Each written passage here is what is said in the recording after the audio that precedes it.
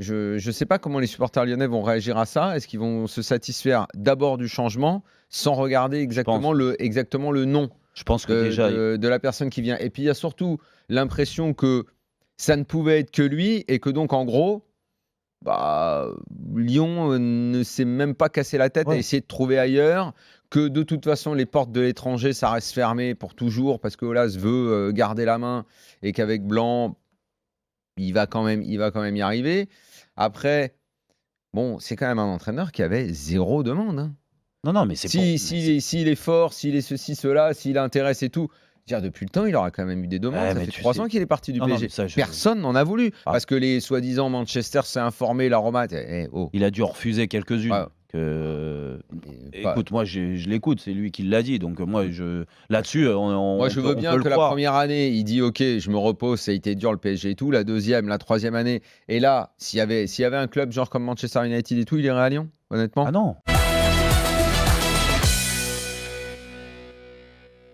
Tu parles notamment des nouveaux investisseurs dans le monde du foot, pas que d'ailleurs dans les droits télé, ce sont les investisseurs chinois. Alors, il y a un truc qui est un peu inquiétant, Mediapro a été racheté par une société chinoise, et toi, tu expliques dans le livre, tu dis, les Chinois, finalement, ils ont la fièvre acheteuse, le problème, c'est qu'ils ont la fièvre vendeuse aussi. C'est-à-dire, ils revendent aussi vite qu'ils ont acheté. Est-ce qu'on pourrait, par exemple, penser à un scénario où Mediapro ne sortirait pas sa fameuse chaîne de télévision et vendrait à revendre les droits d'ici à ce que ces droits soient effectifs, finalement?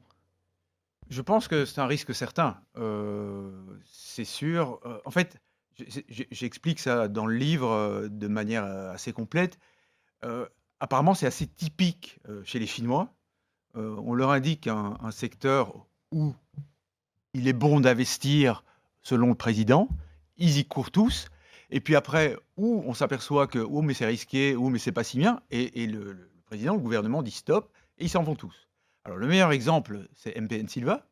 MPN Silva, je pense que vous ne connaissez pas bien en France. Nous, en Belgique, on le connaît très bien parce qu'ils sont venus acheter les droits de la Pro League, justement, pour un contrat de 6 ans à 450 millions d'euros, quand même pour un mini-championnat comme la Belgique, même avec des playoffs 1 et des points divisés. Même si on divise des points, Voilà, même ça reste cher. Et MPN Silva avait des actionnaires chinois qui ont arrêté. C'est un portugais, ça, Silva. Non, il est italien, je crois. C'est italien. Je l'ai arrêté au bout de combien de temps? Alors, en fait, ils ont vendu, ces 3 actionnaires italiens qui ont vendu leur boîte, MPN Silva, à des actionnaires chinois en 2016.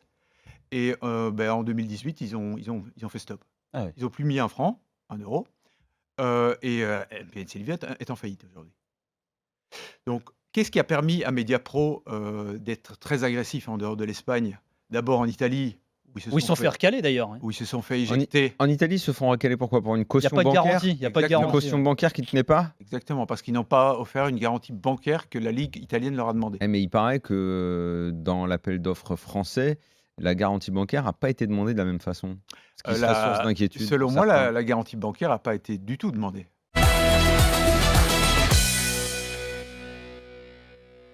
Quand on regarde Messi, on a l'impression que son potentiel technique, il l'utilise à 90% du temps. Alors qu'on voit beaucoup d'autres sportifs qui ont un potentiel technique qui est le leur, mais qui ne sont pas capables de le répéter. De le répéter.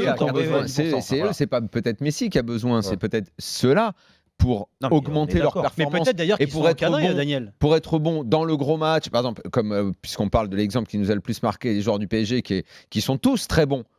Mais pourquoi l'échéance européenne les rend beaucoup moins bons? Qui va douter du talent de Mbappé, de Neymar, de machin? Bon, Neymar n'était pas là. Di Maria. Et d'un coup, tu as l'impression qu'ils ont descendu de 3 niveaux.